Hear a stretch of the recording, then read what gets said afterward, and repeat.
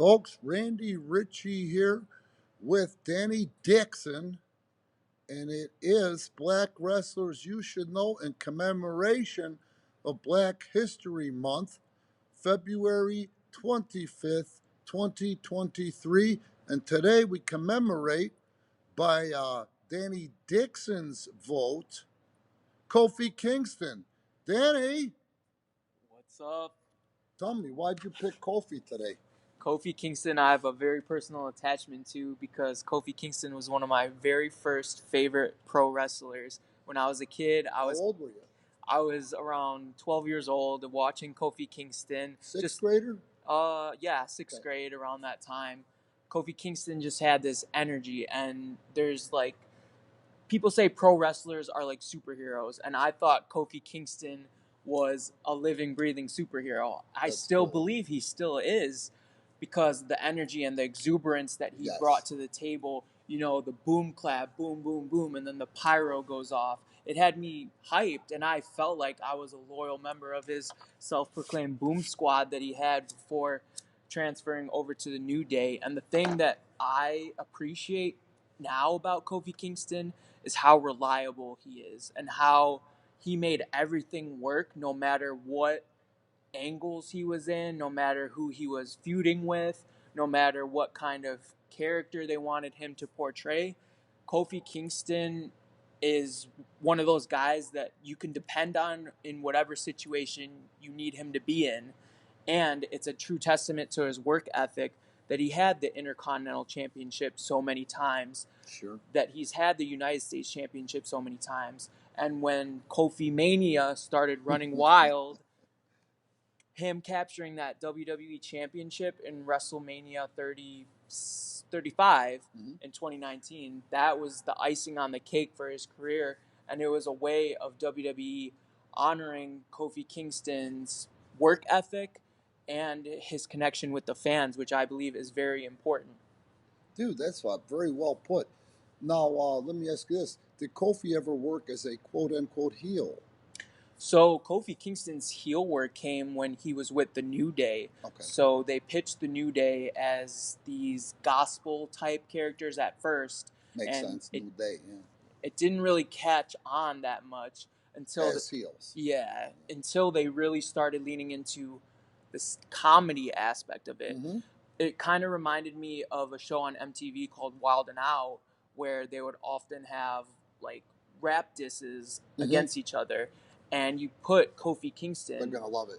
Yeah, they're not gonna hate it. Exactly. Yeah. At a time where Kofi Kingston, Xavier Woods, and Big E were all kind of floating by as singles competitors, and they decided to put them together. And it was then when they figured out that they needed each other more than ever, and they were more formidable as a unit than single stars. But Kofi Kingston, as a single star, still was able to accomplish so much throughout his career and still does today. Well, he stood out of the three. Now, let me just start by saying this. Number one, he was born in Ghana, which is cool to me. I used to have somebody that worked with me from Ghana, and there's no two ways about it. Coming from Ghana to the United States, there is got to be more to that story because it's a very recessed part of the world. So kudos to that. Secondly, Kofi Kingston is not the type of guy that you can look at his picture in 06 when he was hired and actually get it. I saw a picture of him and I thought, who is this guy? What's wrong with his chest? You know what I'm saying? Because with WWE, aesthetics is everything, i.e., the reason they never signed the Briscoes was because they weren't quote-unquote aesthetically pleasing. That's the first time I heard that term. Now, that being said, Kofi was a good-looking guy.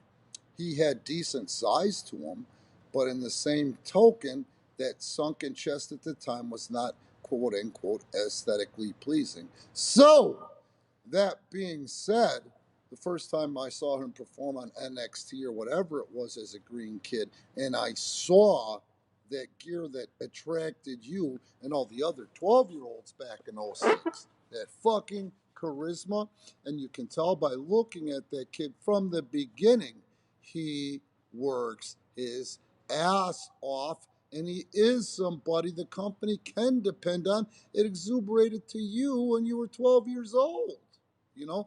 And if you look at his chest now compared to what it was when he got there, he took it upon himself where the lay cannot look at that man's chest and see anything wrong. All you see is a mint looking fucking athlete.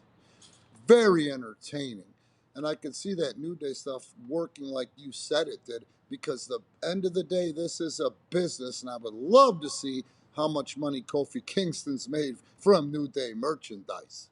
Absolutely. At one point, they were the top merchandise sellers in WWE. Really? I didn't even know that. Yeah. Okay. They were red hot, and they still are to this day. They go down as a tag team that should be in the conversation for best tag team, best stable, Sure. potentially of all time. But Kofi Kingston, as a single star, too, definitely deserves to be in the conversation with people the caliber of like MVP, Carlito, like guys that are dependable workhorses. Sure.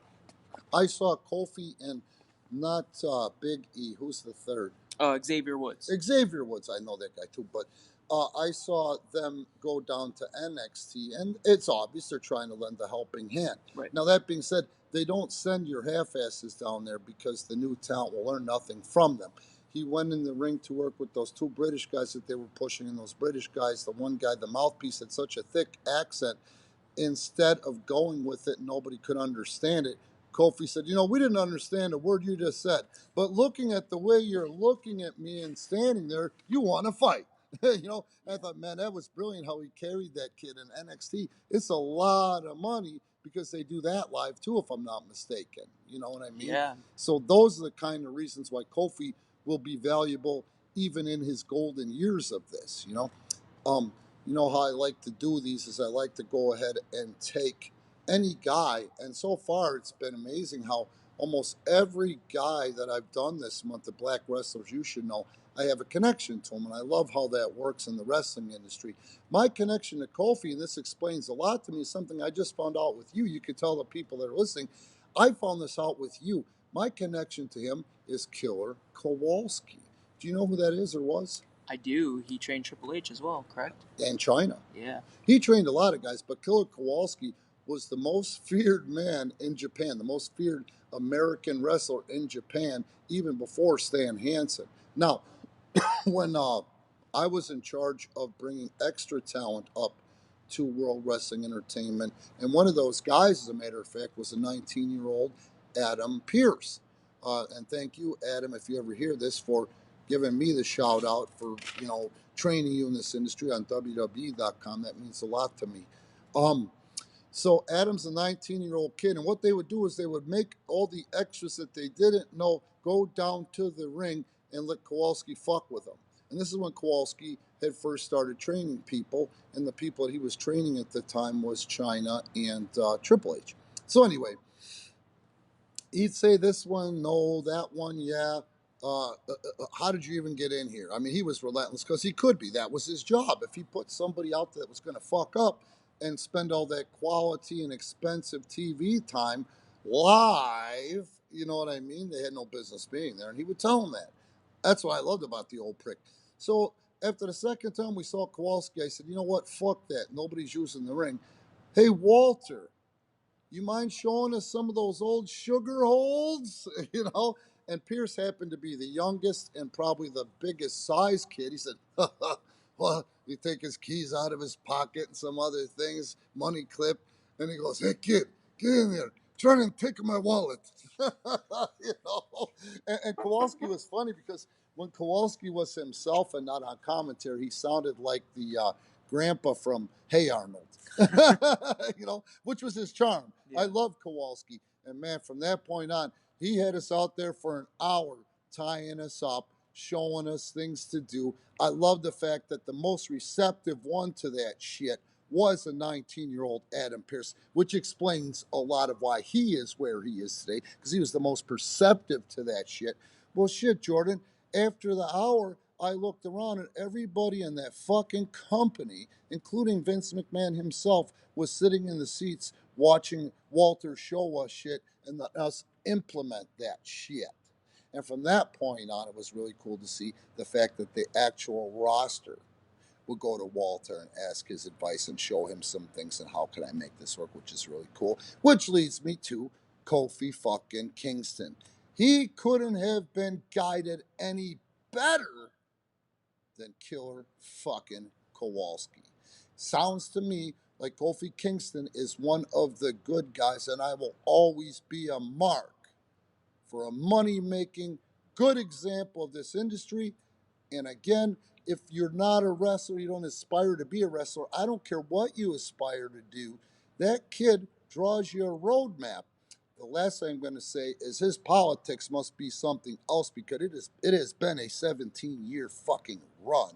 Absolutely. And he's still got a lot of gas in the tank. Absolutely. Couldn't have said it better myself. Kofi Kingston is a mainstay in WWE and definitely has, I would say, a Hall of Fame caliber career as both a singles and as a stable with the New Day, for sure. Yep. So don't forget, guys, I hope you're enjoying these black wrestlers you should know. I sure as shit am. I mean, you can ask Danny Dixon here how I popped when I looked and saw how I go 6'4", 2'3", connected to even Kofi Kingston, man. I love that shit. Please note, it's being brought to you commercial free, so please like and subscribe while you're here. Premier Pro Wrestling and Pro Wrestling Tees help support us. And I'm going to go ahead and tell you, I finally myself got the Patreon so easily navigated. You'll see what you're getting for your money. And also, I've prettied up the Patreon page, which is awesome. And I can honestly tell you that we have the most wrestling content on Patreon. That's Premier Pro Wrestling on Patreon. Thanks again.